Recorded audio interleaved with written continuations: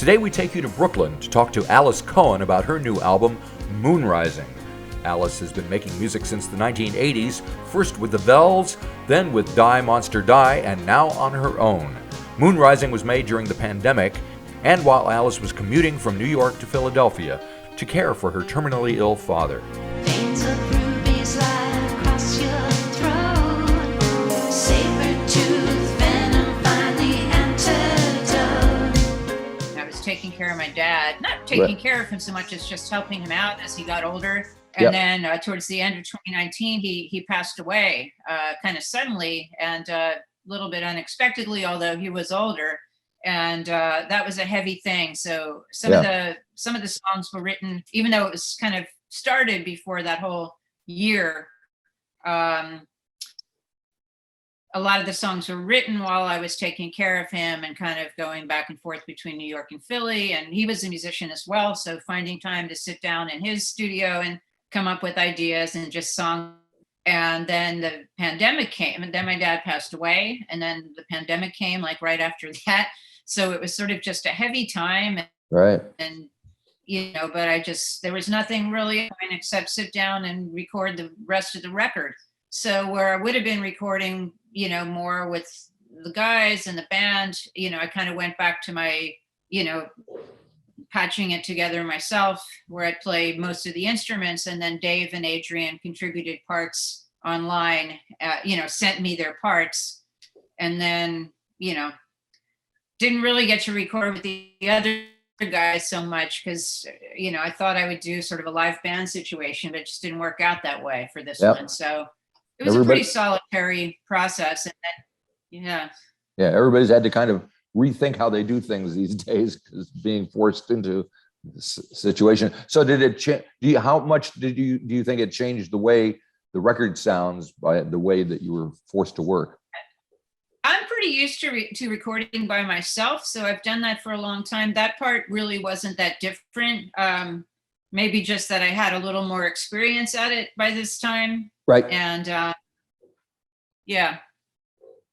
And my understanding is you still like to use your Linn drum from the 80s.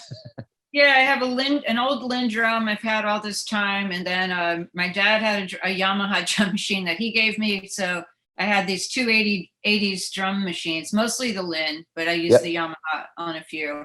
And so that kind of allows me to play. I'm not a drummer, but I can sort of do what feels right for the song by recording the kick drum, then the snare drum.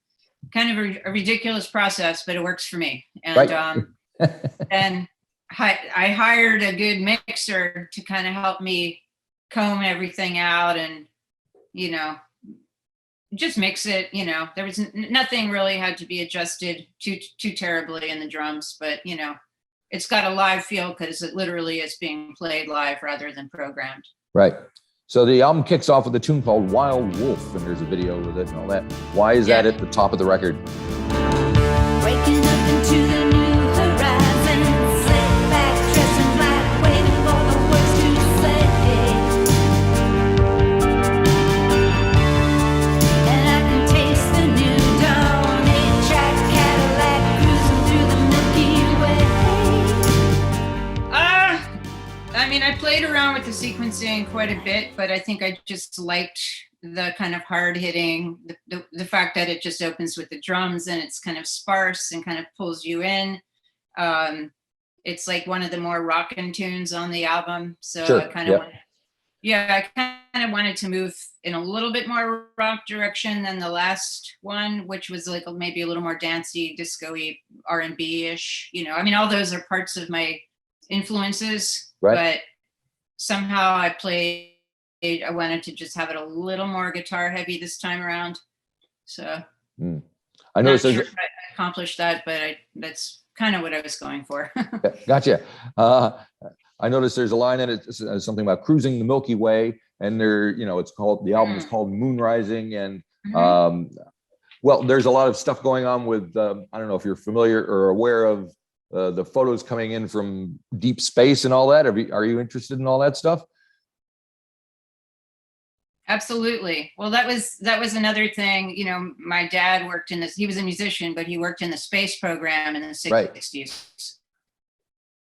So he was involved with some of the moon landing equipment and was, you know, in his later years, he belonged to this cosmology space group with some of his friends. You know, and they would discuss all these matters of cosmology. So, yeah, that was definitely part of my world while creating this album. And yeah, definitely thinking about space and outer space. And we had a lot of discussions about, you know, the universe, and you know, any kind of mystical leanings that I may have were quickly squashed by my dad and his science leanings. And, you know, I think that's given me like a nice, healthy dose of respect for science and skepticism for a lot of the other stuff, even though I enjoy all the imaginative stuff that goes along with new agey and mystical.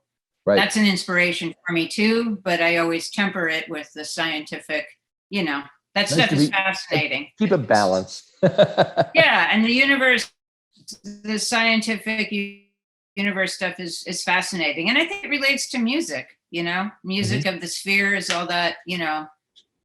There's something mystical about music and the cosmos, sort of, I don't know, in my head, it kind of relates. Right. So because you mentioned mystical, and I think the term witchy has been used to describe some of what you do. So yeah. where does that come from?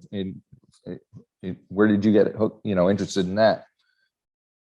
I think, you know, I grew up kind of in the hippie era, you know, a little bit. Yep. And not that witch, but I do think there's sort of a correlation between sort of flower witches and nature and all that stuff. I started kind of collecting occult books when I was like a teenager, you know, Sybil Leek, Diary of a Witch, and that kind of stuff. Right. And was just always, I think I just always related to the idea of the witch. I think women, a lot of women do, you know, there's something sort of almost feminist about the witch archetype, you know, yep. As the kind of the cunning woman, the healer, the conjurer, all those things, which I think also relates to music and creating art, you know, when you're conjuring out of the, you know, all these things sort of relate. Yep. Now that's followed by Bodies in Motion, which is a pretty cool song. Yeah. And I think there's something about a witch's brew in that as well, but it's also, there's a video. True. Yeah, stop motion. You do a lot of stop motion stuff with. Right. So do you think about the visualization when you're writing the song, or does it come later? How does the two aspects work for you? Ashes and stardust, stir them up in a witch's brew.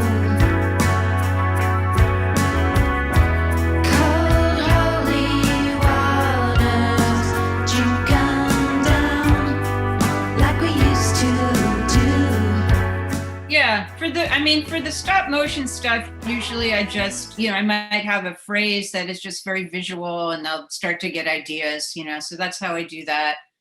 I think when I'm writing lyrics, there are visuals that pop into my head. Yeah, there's a lot of crossover, I think, between the visual and the musical and the lyrical, you know. Right. I think it's good to have imagery. I do enjoy imagery, you know, and environment is a big factor, like living in the city or, you know, stuff you see on a daily basis kind of works its way, you know, into the songs. Yeah. So speaking of imagery, there's quite a bit of imagery or images that you look like you've collected in the Under Chandeliers video. This kind of 50s cutout thingies. Do you have, where did you find those? Yeah, so there's a lot of used bookstores and stuff that I frequent, and kind of junk stores, and I just kind of like collect stuff. I have, I don't know, you can probably, I don't know, you can't really see it behind me, but I have just a lot of books and magazines cluttering up the apartment. That and especially kind of like 30s, 40s, 50s, anything vintagey like that. I just sort of like the way it looks. So yeah, I just the feeling of the dancers under the chandeliers and this sort of thing just kind of flowed out.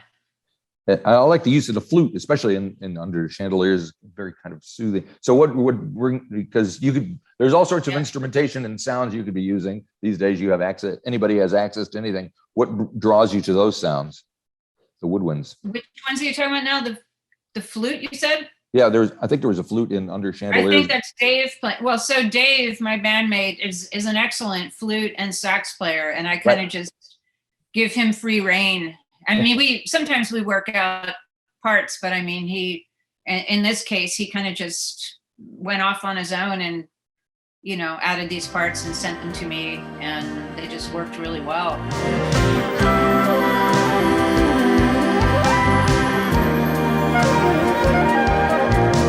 Sometimes I need a break.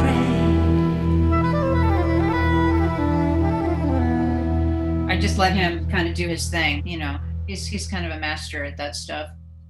And when you're recording your vocals, say, I notice in Baby's Fine, I think it sounds like there's some layers going on there. What are you thinking about, and what are you trying to achieve with your vocal sound?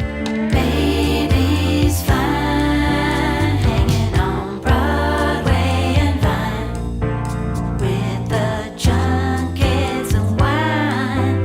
Little starlet is gonna shine. I mean, I've always loved harmonizing with myself, and I like to sing in the studio. I mean, it's a lot harder live to hear yourself very well and what's going on, on stage and stuff. So when I have like the controlled atmosphere of the headphones and a quieter room, I can hear myself well. And I just like to harmonize. I grew up listening to, like, I guess, a lot of music with harmonies in it. Right. So that's just always been kind of natural for me. I think harmony is sort of the basis of music. So, the way things harmonize together. So it just feels good to do that. And it's just one of the ways I work, is just to find the spots where the harmony would add something. And just did all that stuff by myself, really, right where I'm sitting right now. Really? Yeah, just put headphones on, turn my speakers off, used an old mic and an old ribbon mic. So it's interesting. My dad, actually, some of the equipment I kind of used. Right. Yeah, it was very, very historical, sort of, these pieces of history and former use kind of being used again, Right. So I guess that's what happens when you get older. Tell me about it. I'm a similar vintage than you are. I got a couple of years on you, I think, but that's about it. But yeah, I know what you mean. So, and it's interesting. There's a lot of folks our age who were making music who, back in the 60s, somebody in their 60s making music was unheard of. They were just pushed off to the side. So right. Yeah. Well, that's an ongoing question for me. I mean, I'm just doing it as long as I have energy to do it, but it's definitely more of a struggle than when I was in my 30s or 20s, or just energy wise, and just also fighting against the system of a youth-oriented. Yes, there is that business culture. Yeah. I mean, maybe it's interesting for people to see someone older, sometimes, but it's not the easiest. Right. And it's interesting. As long as I can do it and I'm not falling down yet. Fair, that's stage. Yeah. So you've been, like, you started out, your first band, or the band that most people know you from in the 80s, was a very 80s sounding thing. And then you did the stuff in the 90s, which was kind of grungy. You seem to be adaptive to, do you kind of take the pulse of what's going on, or are you just doing what you feel like doing and you happen to be connecting? Doing what I feel like doing. I mean, I'm not purposefully like, oh, this is happening now. It's more just, I'm interested in a lot of types of music. I like experimental music as well. Speaking of older performers, I just went to see Lamont Young, who's 86 and performed in a wheelchair. And that's drone music, and, very different than the pop music I make, but yet I could totally relate to it. And that felt very influencing, like, maybe I want to try some, I mean, not exactly something like that, but it's like, I think you always have, I guess I often try to get away from pop songs and pop music, but always come back to it. It's sort of like just what I do naturally, but I would like to maybe expand on instrumental music a little more. I like instrumental tracks without vocals and without, choruses or whatever, Right. and that I'd like to kind of, I'd like to, as I am getting older, maybe explore some other things for myself, so. Yep. that Well, is- why not? I mean, Yeah. especially you got the time, you got the energy, you got the interest, go for it. Exactly. Yeah. I mean, I do feel like I need a little break after this. It's been during COVID, just getting an album out took a really long time with Yeah. manufacturing the vinyl and all that. It was like, I'm sure you heard, just everything was backed up and Yep, not being able to play out for a year and a half, so I don't feel like, okay, let's go now. I do feel like take a little break maybe. And then, see I'm ready to write again, and I'm starting to write again, but. Right. And what motivates you to write? Do you get inspired, or you just sit down and go, okay, it's time to write? I mean, I think I need some space for like reverie and stuff when it comes, I do have one new song that at some point I had time to write that we're doing in the live show that hasn't been recorded yet. Right. And some other instrumental things have come out. So sometimes if I have a solo show, because I play some solo gigs too, I'll have time to kind of sit there and fool around and maybe record something on my loop pedal or something, Yeah. a little bit of time. But I mean, to really get a full body of work, it could take a while, Sure, it could take another year or two, I don't know. And when you Yeah, do play, what kind of folks come out to see you? So last night was a real mix. It was, I guess, mostly a young crowd, but we also had, I don't know if you know the singer Shelley Hirsch. She was there. She's our age. And Okay. kind of also from the music scene. I know Kristen Hirsch, but not Shelley. She's more experimental, and one of the local assemblywomen from my neighborhood was there. Oh, that's good. Her husband and I have gotten friendly through our collage work. I mean, it was a real mix, Right. actually, but I'd say mostly young, people younger, but a few in our age group, Yeah.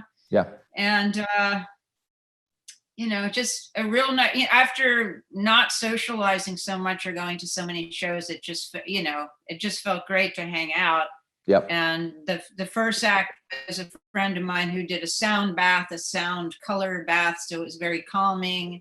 And then the next band, they were also like kind of, I guess, poppy songs, but very sophisticated, intricate pop songs, I guess. And they're much younger, but it was just a nice blend of,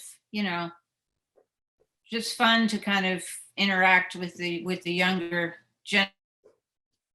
Yep. Cool. Now I'm finding myself as an elder in the community. It's kind of scary, isn't it? It's just like definitely. like the alternative is worse. So you have no choice. It's like either just stop doing it or keep doing it, and I don't know. Try not to get too worked up about it. Fair enough. Have you ever been down to this part of the world, down to Australia and New Zealand? Unfortunately, no. I'd really like to. I Well- mean, it seems a little more daunting now with COVID, but yeah. I mean, Jordan from Dinosaur City was mentioning it, Yeah. and it's definitely in the back of my head if I could endure the plane ride. Yeah, well, it Because is a always bit of a wanted to lengthy go. one. Yeah. I mean, I've always been really curious, and Yeah. I think they're starting a direct flight from New York to Auckland starting in September. So it's something to keep in mind. okay. I would love to. And I think it would be like 17 hours long. Oh my God. I'd have to knock myself out with something, I think. There you go. That's the way to do that. Yes. All righty. Well, thank you so much for taking time to talk to me. It's been a real pleasure. Thank you for listening to the having record. me. So good luck with the record. Good luck with everything. And who knows, maybe you'll be down here someday. Grab that flight. I would love to. All right. See you later. Bye-bye.